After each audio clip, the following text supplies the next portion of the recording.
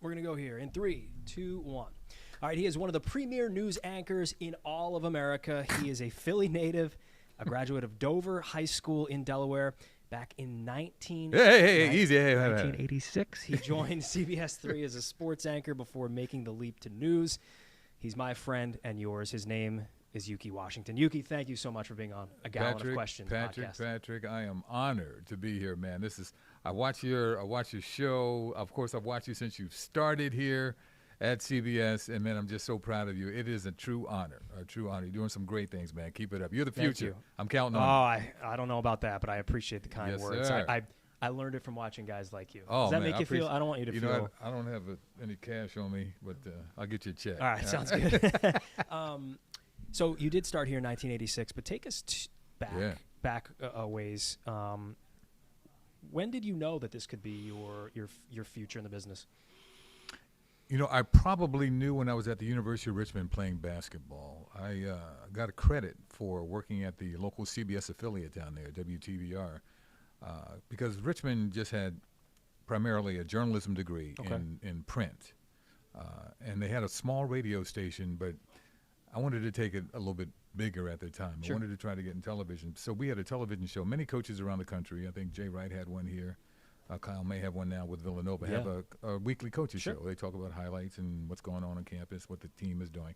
So I ended up hosting that show, and I got credit for it. That's so cool. I was digging it. I was doing that my junior year. Maybe it might have been my sophomore year. My junior year, I believe it was. And next thing I know, somebody left at that station. I put my hand up. They were looking for somebody cheap. I ended up doing sports my senior year at the CBS affiliate. Wow. The end of my senior year at Richmond, I was doing sports for the last 6 months of my senior year. That's back in the day. They put anybody on TV back then. Well, that's when it started, and I went to Fort Myers right after that, about a year after that. Pretty impressive. Yeah. Okay, so, I mean, not everyone has that story where they just, jump in head first right away. True. What would you tell then, young people, I guess, that want to get into this business? Because it doesn't always work like that. Sometimes you got to start elsewhere. You got to start as a writer or a producer and then work your way up. But when you talk to kids and the youngsters, the youth, what do you I'm say? about to change my conversation with the kids because you just mentioned it. Some people start as a writer, producer, camera person. Mm-hmm. Now, these days, the business has changed. You have to be all of those. Yeah. No doubt. Back in the day, we used to be all of those, and we used to call it being a one-man band. Sure. You shot everything. You may remember that. Uh-huh. But now it's called, MSJ, multi-skilled journalist. Yeah. But I tell kids to believe in yourself and just be well-versed in every aspect of this industry because you'll be more valuable to companies and stations if you can do everything. This industry is starting to lean away a little bit now from just being focused, have the blinders on being a writer or being a producer. You got to be able to do it all. So just be as multi-talented as you can, and you can be in this business a very, very long time. You talked about your basketball background too at Richmond. You were obviously a great player in high school. Take us back through those days. I'm sure there were some fun memories of high school hoops and college hoops. Loved high school hoops. I was always measuring myself because I wanted to make the NBA. I was always in my dad's little apartment on the campus. I was always getting the ruler up against the wall. But I maxed out at 6'4", so I had to learn how to handle the ball. I was always a pretty good shooter. Yeah.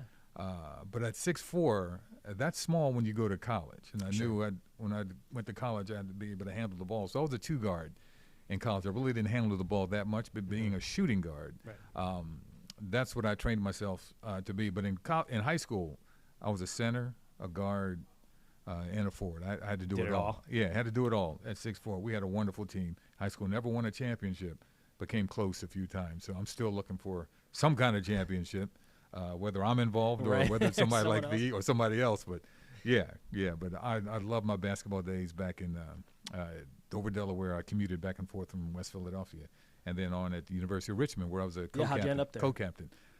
College scholarship, I had a number of offers. I probably had, matter of fact, I just found those when my dad passed about 4 years ago, and I was just cleaning up some things, and I just found the majority of the recruitment letters. Wow. And I just started laughing. The very first one I got was from Lefty Drizel, who was at Maryland, but he was at Davidson at the time, home of Curry. Steph Curry, yeah. He was at Davidson at the time, but I had a number of letters, Washington State, George Raveling.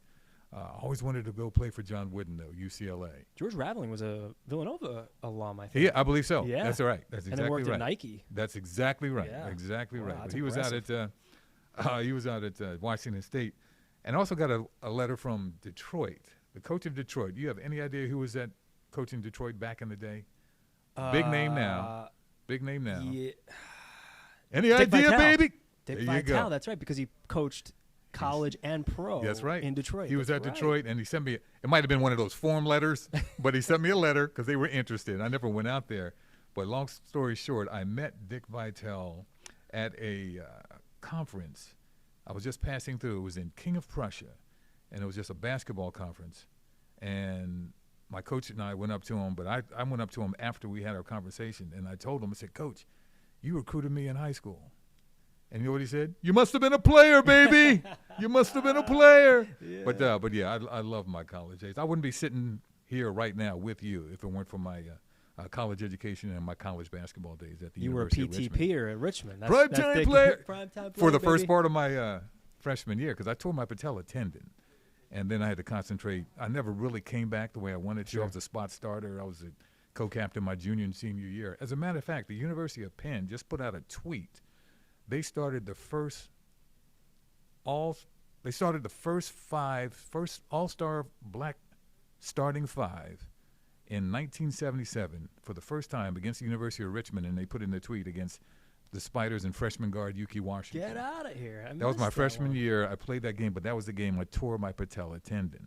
Like, thanks for the memories there, Yeah, Penn. right. And I put that on there and tweet in a response. But yeah, I just love the game. I'm a big fan of all sports. It's still in my heart. Do you think if the knee injury hadn't occurred that you would have taken it a little bit further, even if not here but overseas? I mean, there's so many opportunities. Something, because I was dedicated that much. If it was in the Lord's way for me to do it, it would have happened. Sure. It would have happened. But I got a message to do something else. And I've been a pro now for over 40 years. Yeah. I can't say I would have been able to do that.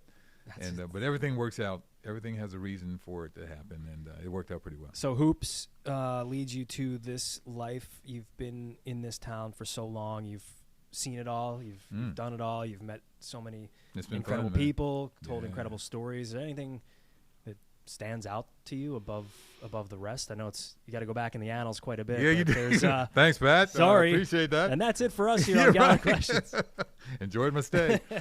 I've talked to so many people, both on the sports side, the political side, the feature side. It's been an amazing career, and hopefully, a few more years left. But one story that immediately comes to mind is a heartbreaking story.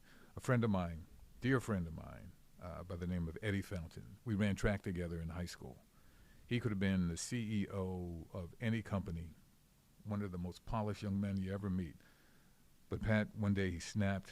Long story short, he's in the prison in Smyrna, domestic violence issue. He's in for murder. He has 180 years to life. Wow.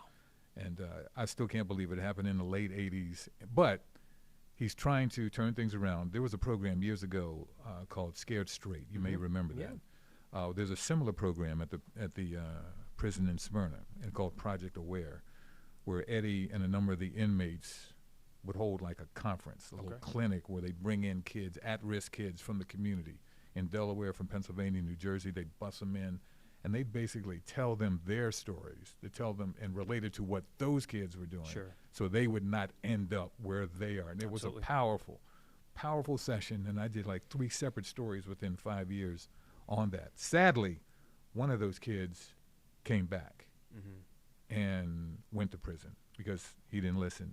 And he's part of that group now that tells other kids he didn't listen. But I've had a number of stories of both positive and gut-wrenching that I've done. But that one, if you ask me which one sticks out, because it hits home. Sure. Because it hits home, that's why it comes to mind immediately.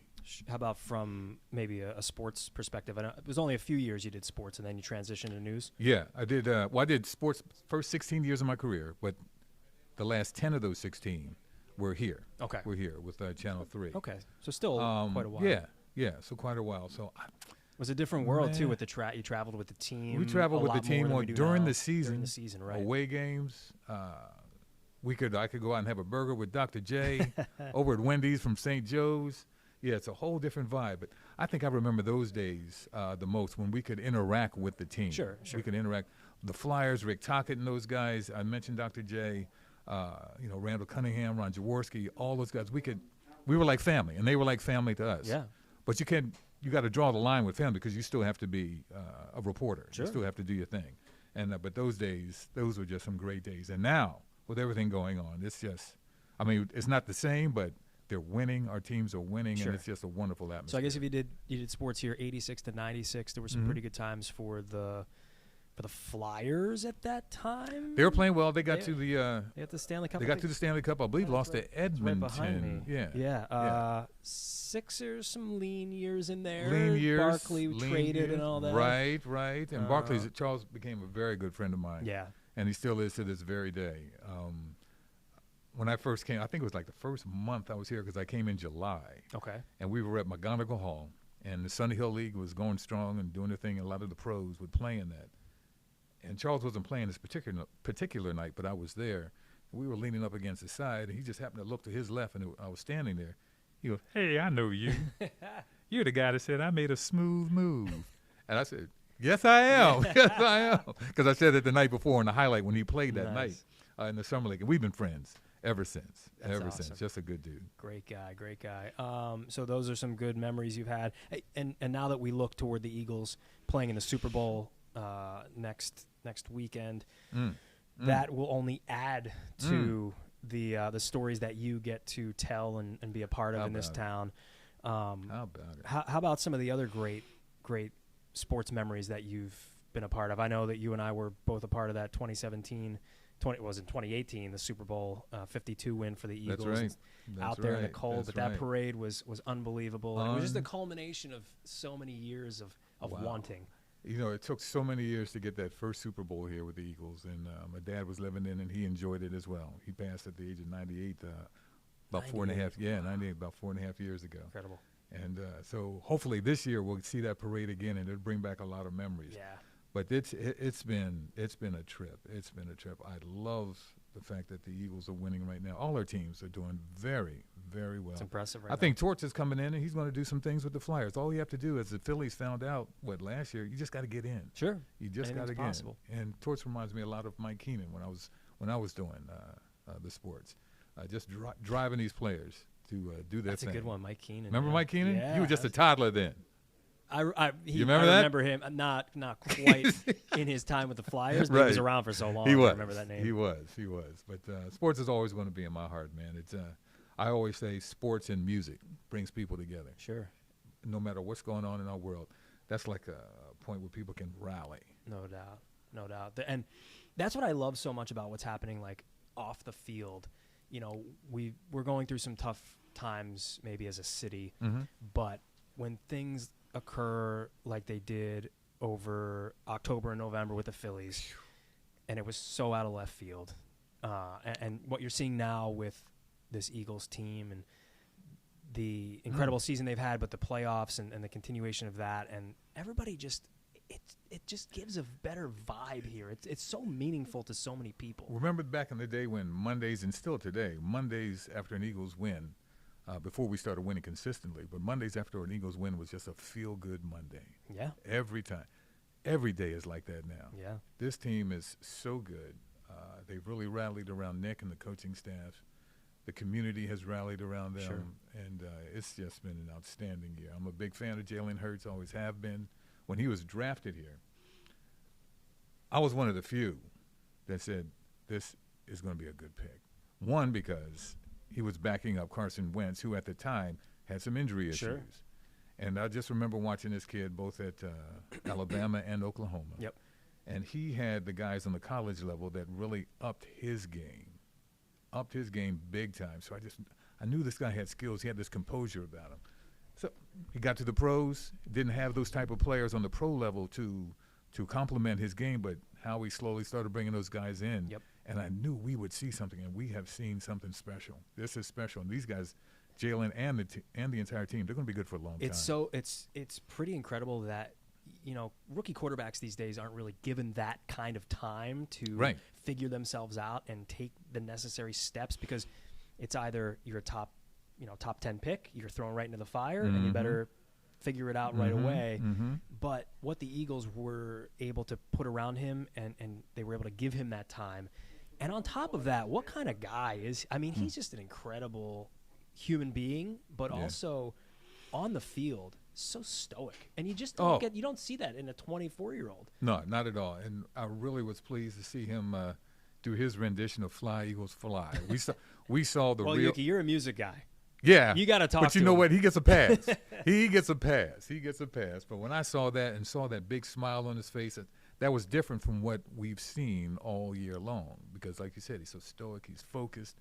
Even when they're winning on the sideline, he's just all about the business. Yep. But once he got that trophy, so I can imagine if we get the Lombardi trophy, or when we get the Lombardi trophy, what's going to happen. But I like that. I'm a big fan. You're a music guy, though. You sang in the choir. Jalen needs a little bit of work. I'm actually surprised. He says he listens to a lot of Anita Baker, that the voice wouldn't be a little bit. I'm messing around, Jalen. But he's probably a little nervous. He was more nervous singing that. Maybe. I'm not sure how that started. If somebody in the crowd started it, or Terry Bradshaw asked him to sing it. I caught him when he was in midstream, and he changed the words a little bit, but that's all right. Slightly. When you have the trophy in your hand, the George Halas Trophy, right? That's what the NFC is. That what the NFC? Yeah. When you have the George Halas Trophy in your hand, you can sing any way you want. You can put the words any way you want. We'll work on that. Yeah, we'll work on that. Maybe get a voice coach down the line. Eagles-Chiefs, though, has literally every single storyline you can imagine and that you could ask for. And I've been, saying this to the guys in the sports department, that if you put two teams together, you pick two teams out of the NFL and put them in the Super Bowl, I don't know. This might actually be the perfect scenario in a Super Bowl because of the talent level on each side. Big time.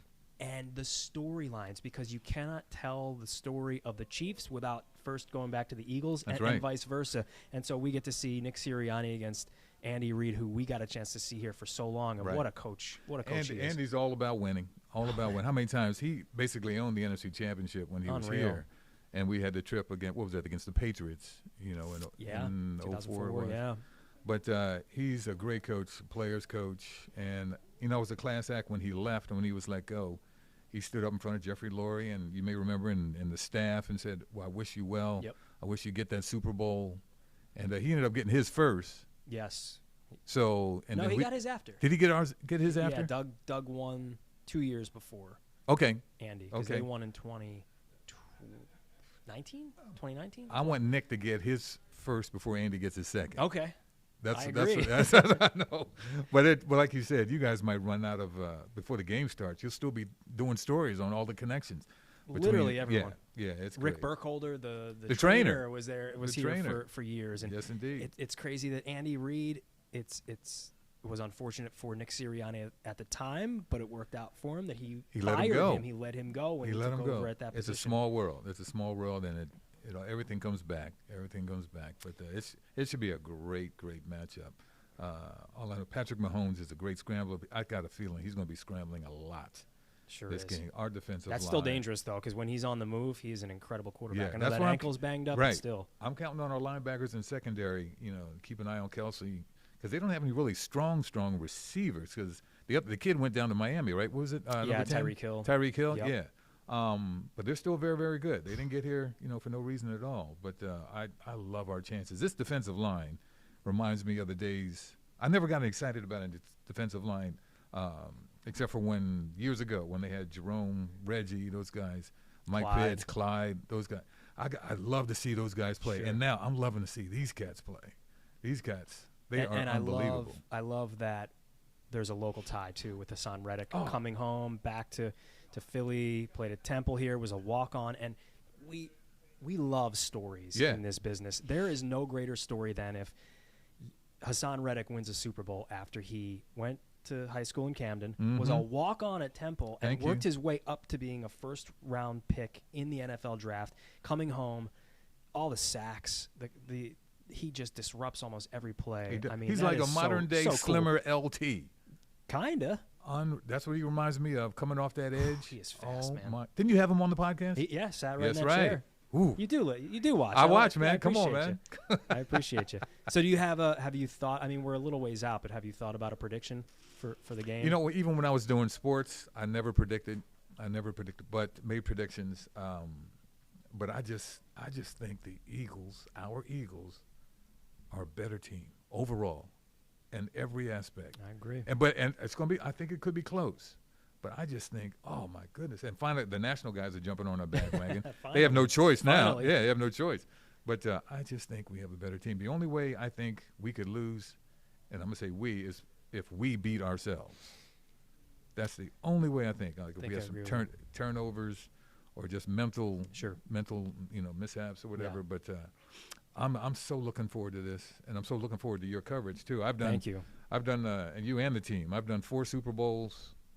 Been involved with 4 Super Bowls and then the World Series, and I think another big story is going to be what happens here, obviously. Yeah. After. Oh yeah. So I'm going to be back here watching you guys do your thing, and I'm just counting on some great coverage. I know you guys are going to bring it. We're going to bring it. You're going to bring it. We're going to do what we can. All right, I've held you long enough, so we're going to do the famous Gallen of Questions. Whoa! Before we wrap it up. Okay. Got some. I see this on television. That's right. Some fresh ones in here. I've Why always don't been you, a fan. start us Okay, off? I get the pick. We'll see how many we can get to in a few minutes here. Best player in high school or college you ever played against? Well, I'm going to go. Played against. There was a kid, nobody knows about him, in high school. He was from Cape Henlopen High School in Delaware. His name was Pernell Ayers. This guy was I don't know where he went to college, but I think his high school years were his best years. He was frightening. Cape Henlopen, he was like 6 the hotbed of 4. hoops. Cape Henlopen High School. Cape Henlopen High School, man. Look out. This guy could jump. He could shoot. He was cut like a defensive back. We had battles. Look him up. Pernell Ayers. All right. Favorite Philly landmark? Favorite Philly landmark is probably, we have so many great landmarks, as you know. It's not an easy question. I won't say the favorite, but I'll say the first one that comes to mind would be the Liberty Bell, for what it stands for, and the fact that when I was in the Philadelphia Boys Choir, I was on our album cover with an Asian young man and a white young man and myself, and we were around the Liberty Bell. They took a nice profile shot at the Liberty Bell. That's cool. And that's what it was all about. Very cool. All right. Start, bench, cut. You ever play start, bench, cut? No. So it's you start one, which is your favorite. You bench one, which is the middle pick, and you cut one, which is like, no way, that's not happening. Okay. So start, bench, cut. Cookies, cake, candy. So what's your top? Gotta what's pick your one? middle? Oh, man. And what's your cookies, cake, candy? All right. If I had to choose, because, I'm on a little diet, man, trying to drop some pounds, I'd start cookies. That's the one. That's the number one? Yeah. All right. Cookies is the start. I'd bench cake. Bench cake. What's your go-to cake? Go-to cake? Off the bench, my go-to cake? Yeah. I love a good vanilla. I love a good vanilla ice cake. All right. Yeah. So candy would be your cut. Yeah. You could do without candy. Yeah, my dentist will tell you that too. Very important. Man. Very important. All right. Favorite Denzel Washington movie? Your cousin Denzel Washington. Yep, second cousin. Once removed. But we don't put that out there. We always say cousin. Favorite Denzel Washington movie? Wow. Once again, so many. But Crimson Tide. Crimson Tide? Crimson Tide. It's a good one. With Gene Hackman. You got to look that one up. Oh, they go at it. it. Yeah. I've never seen But he's that done one. so many great ones. I think I would go Training Day. Training Day was powerful. He won the Oscar. He certainly for that did. One, yeah. Player you wish would have been a 76er. When you look back, who are you like, man, he would have looked good here? I'm going to have to go way back in the day for that one. Player I wish could have been a 76er. You know what? Back in the day, this is the guy I modeled my game after. He would have never come here, but if your question is who I wish, I would have loved to have seen Oscar Robertson in a 76ers uniform. The Big O was a player, man. He started the triple-double thing. Can you imagine he and Wilt together? Oh, my goodness. My goodness. We would have won. We would have beaten the Celtics occasionally. And Russell and those guys. Yeah. As a hooper, most points you scored in a game in high school. Rattle that off just like that. against Laurel High School. I went 20 for 22, 4 for 4 from the foul line for 44 points. 44 Come points. on, man. Yes, sir. That's impressive. I was one of those zones. I was in one of those zones. That beats me. Most I ever scored in a game in high school was 9 points. Come on, man. 9 points. But you were an integral player when you got on the floor, right? Sure. You played a little D.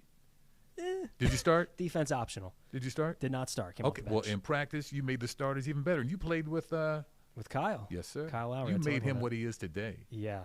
He beat me up on a daily basis. That's what really happened. What is Ukee Washington's go-to lunch? Go-to lunch? Yeah. You know, I'm simple, man. I'm simple. I just take a salad, a nice little chicken salad. That's about it with some fat-free ranch. Love it. I got to drop the pounds, man. You're getting older. It's easy to put the pounds on. I hear that. But I love it. That's my go-to. All right, last one. It's a perfect question to end on. Who is your favorite Philadelphia Eagle of all time? Of all time. Favorite Eagle as we head to Super Bowl 57. That's a tough question, man. You got to give me a couple. That's a loaded. That How is about a loaded one question. on offense, one on defense? One on offense, one on defense. On defense, I'm going to go with Reggie White. Yeah. And on offense, A lot of great players here. but you know what? I'm going to play it safe, and I'm going to go back years ago. Excuse me, when my dad got me an Eagles helmet, the white helmet for Christmas, white helmet with the green wings. That's a beautiful helmet. I always pretended as a kid that I was running back Timmy Brown. Timmy Brown. Timmy Brown Is that back right? in the day. So I'll do that. We've had so many great players, both on offense, defense, and even special teams. But we've had great teams, and I'm just honored to be an Eagle fan all these years. You know who's the leader of our special team? You, my friend. Oh, Ukee love you, Washington. man. Ukee, Love you, thank man. you so much, my Appreciate friend. you, man. Appreciate Good time. you doing this. Safe travels out there. Bring Thank back you. home that Lombardi trophy. I'll do my best. My Thank you. man.